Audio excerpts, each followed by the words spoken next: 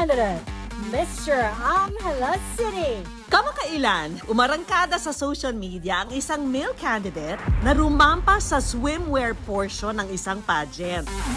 Bukod daw kasi sa kanyang taglay na kagwapuhan, naging agaw pansin din ang kanyang kumpiyansa at postura habang rumarampa.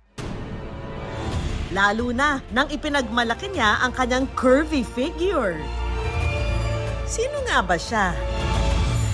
Si Richard Jermaine Perkins o mas kilala bilang RJ, half Pinoy, half Irish Canadian na ipinanganak at lumaki sa Angeles, Pampanga. Tell us first about your childhood. I grew up in a family of all girls.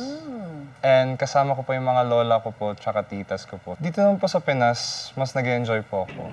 Kalaunan, lumipat ang kanilang pamilya sa Canada, kung saan niya ipinagpatuloy ang kanyang pag-aaral. Pero hindi raw naging hadlang ang pagiging malayo niya sa Pinas sa pangarap niyang maging one of the stars. Umuwi siya sa bansa taong 2019 para subukan ang kapalaran niya sa show business. RJ, tell us about your struggles, your sacrifices, no, para ma-attain mo itong dream mo na maging model or actor. Not a lot of people know this, but as of the moment, I'm alone. I live alone. So for me to pursue this whole path, they weren't really that supportive, I would say. So it's been more of a solo dream. It's not a path that they would want me to push. Hindi man daw pabor ang kanyang pamilya, ang natatanging sumuporta raw sa pangarap niya, ang kanyang lola na si Mama Mai. Yeah, my Lola has been a big inspiration to me, and she's also one of the very first people that persuaded me to join the industry. When I was very young, I was very shy. In every family gathering, she would tell me, Jay, dance, sing in front of the crowd, in front of the family and everything. And from that moment on, sabi ko, this is the kind of path I want. One thing that my Lola said before she passed away was, she wants to see me one last time on the screen, and sana make it. Sa edad na 14, sumali siya sa isang talent search na nagbukas sa kanya ng pinto sa entertainment industry. Bata pa lang, alam na raw niya ang kalakaran sa industriya, na para sa marami, mahalaga ang pisikal na anyo ng isang artista. Mula sa kinis at kulay ng balat, pati na sa hubog ng katawan.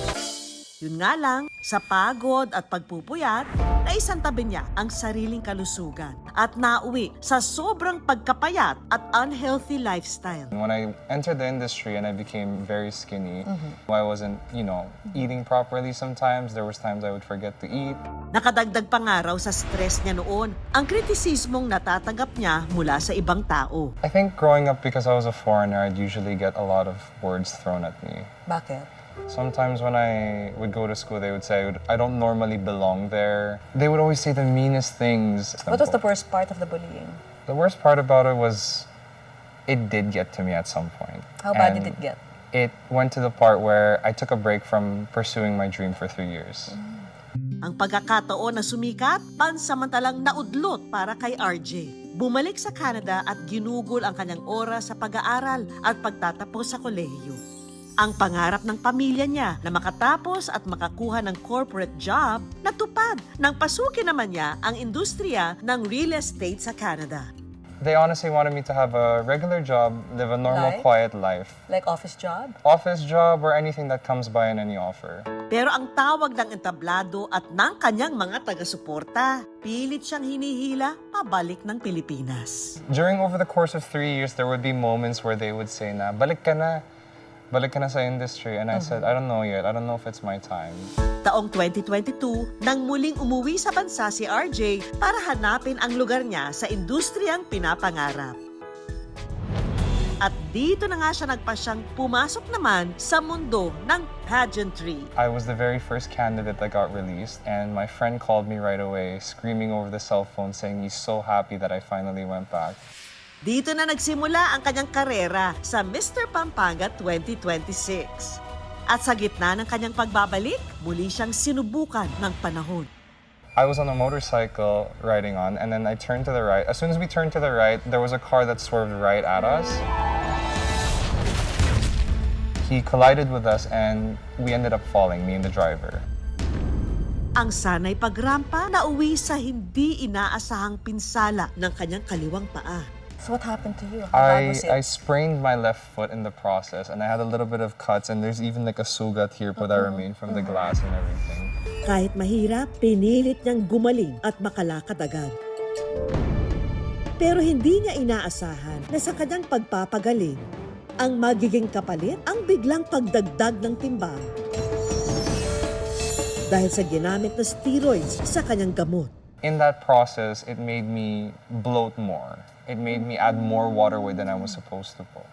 In a span of what? In that 1 week 1 po. week? Yes po. Dahil dito, napadalas din ang pagbisita niya sa gym. So anong goal mo ngayon? Right now, my goal is to hopefully cut down to a leaner physique in the sense where I'm more fuller with muscles. I'm not gonna go back to being skinny, but I want to have more muscles, more into the hunk kind of type po. Pero para kay RJ, hindi dapat maging hadlang ang dagdag timbang sa pag-abot ng pangarap. When I gained the weight, I was actually even much more happier. I always remember what my Lola used to say, where when she saw my cheeks were squishier and fuller, she would always be so happy. Kaya naman itong Abril, si RJ, First candidate, Mr. Angela City. loud and proud rumampa ng buong-buo ang kumpiyansa sa sarili. Para kay RJ kasi, ang totoong kagandahan nakikita sa kung gaano ka ka-proud sa iyong katawan.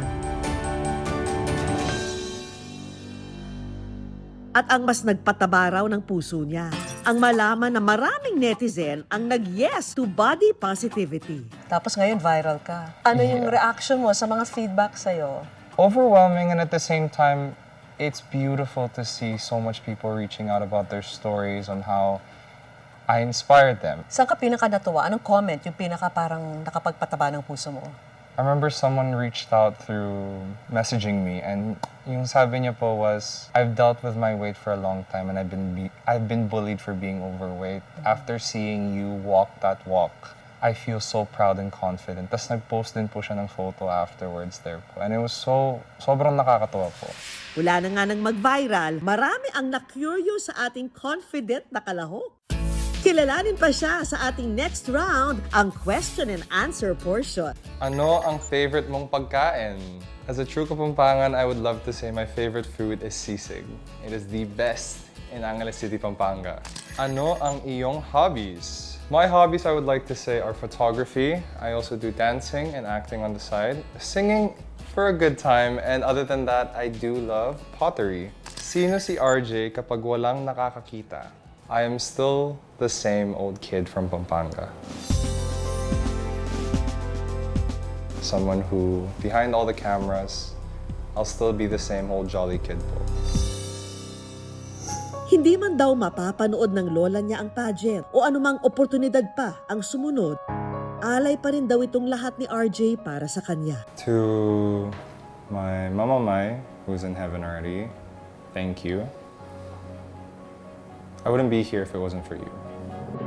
Thank you for pushing me to go onto that audition at 4 a.m. And thank you for always being my #1 supporter. I miss you dearly and I love you a lot.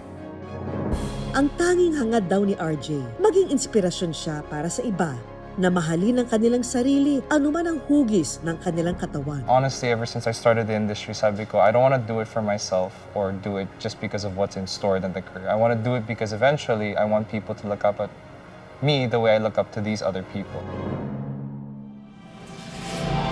Dahil sa totoo lang, hindi kailangang maging perpekto para humanga ang tao. First candidate, Mr. Angela City. Kailangan mo lang ng lakas ng loob na ipakita kung sino ka at doon mas nakikita ang tunay na ganda.